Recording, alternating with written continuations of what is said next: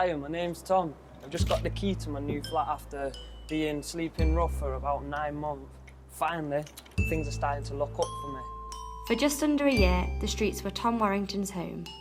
Here we are. Everything arrived this morning at about 10:30.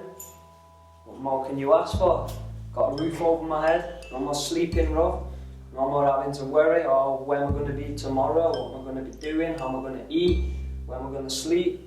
Everything's kosher now. But not everybody is as lucky as Tom.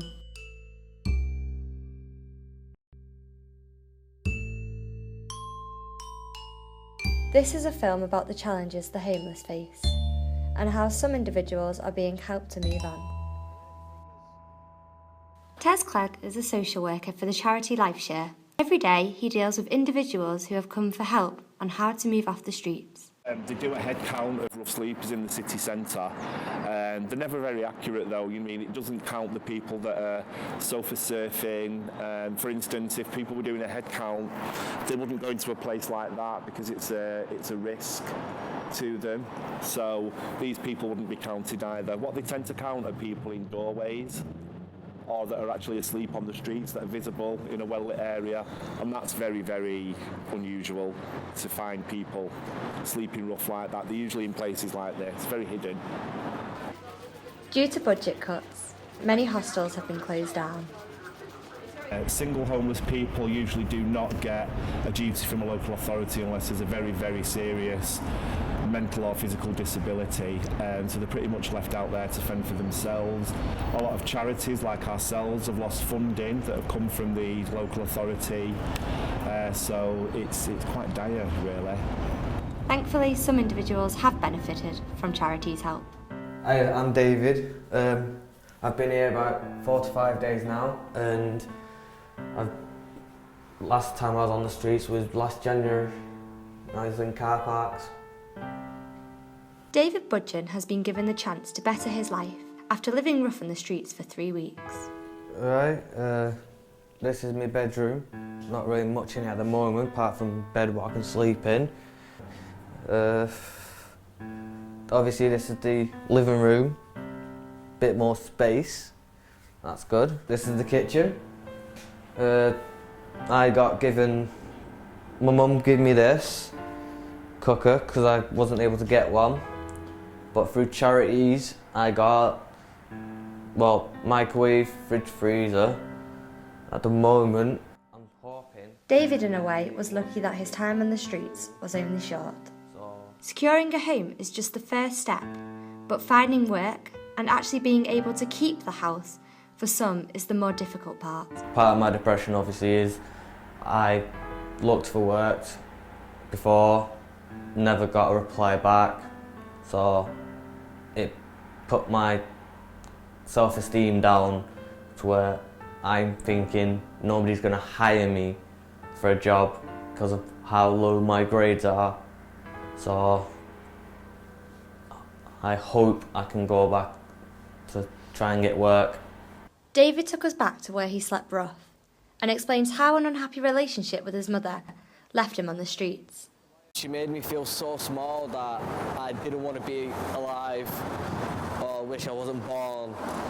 She literally put me down at any time. Like, I would do something and she'd say, oh, you're doing it wrong, blah, blah, blah, blah.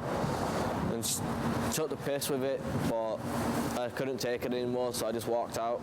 Shelter's not hard to find.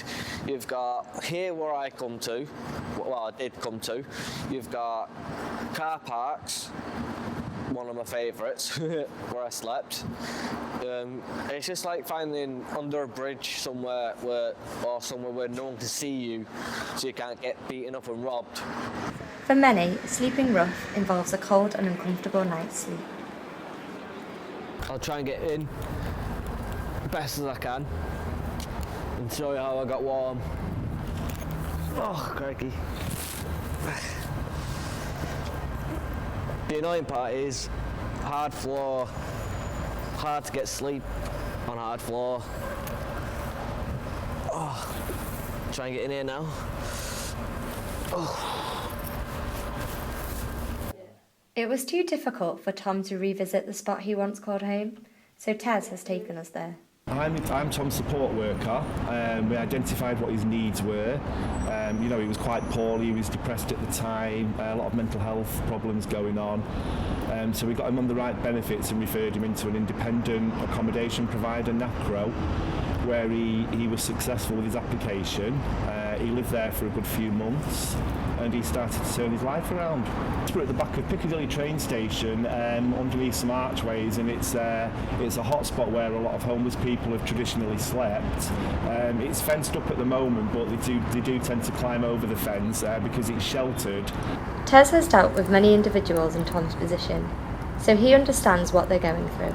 At the time when he slept here, he felt very mean, like he didn't mean anything. He felt worthless. His self-esteem was at an all-time low. He actually felt very degraded. And I think for him to come back here, he explained to me, it would bring back a lot of painful memories of a very hard time. And he's moved away from that lifestyle now. For some, the desperation can become too much.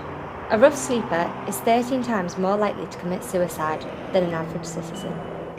This is the bridge I came to when I was depressed because somebody upset me, and I just came here to, actually wanted to jump off, to stand on the edge of, the other side of this barrier, and next thing I knew, something clicked in my head and I decided to not do it, and then walked off.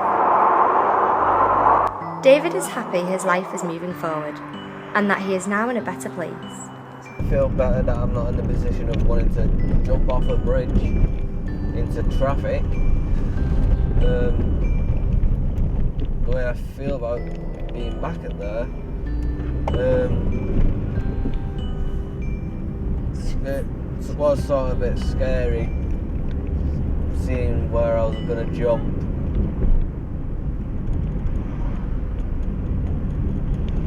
I'm just glad I'm not in that position anymore.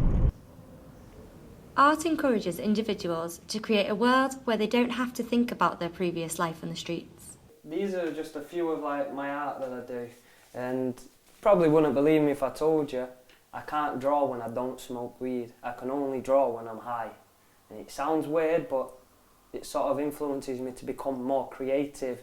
This is one of my pictures. This one represents corruption. It's like a snake binding round the world, and the yin-yang, there's colours that are off balance. And drawing helped me get through being homeless, because without it, I was stuck in the real world. But whilst I'm drawing, I can draw anything, and it just basically, like this one, you look at this picture, it takes you into another world when you look at it, because there's depth into it. So, in a way, it was my escape from reality. Art is something David has also benefited from. Drawing, PS2, it's ways to keep my hands busy so I'm not thinking of cutting my wrist with my depression. And it's just, for me, it's a fun way of keeping my time busy and keeping my mind occupied off of harming myself. The exhibit, We Say, was set up in Manchester to showcase the artwork created by vulnerable individuals and celebrates their achievements. It's kind of all about them and how much hard work they put into it, and it's multiple services involved, so everyone gets a broader idea of exactly where people are at. It allows people to express themselves in a way that they might not have been shown in the past. It allows them to have a voice, and it allows them to express vulnerabilities that they might not be easily able to identify with. It's not their fault that they've become homeless. They've not just sat up one day and thought, oh right, I think I'll go and live on the streets now. They're moving away from a problem, and I personally like to help them resolve that problem, and I like to see them getting a fair deal.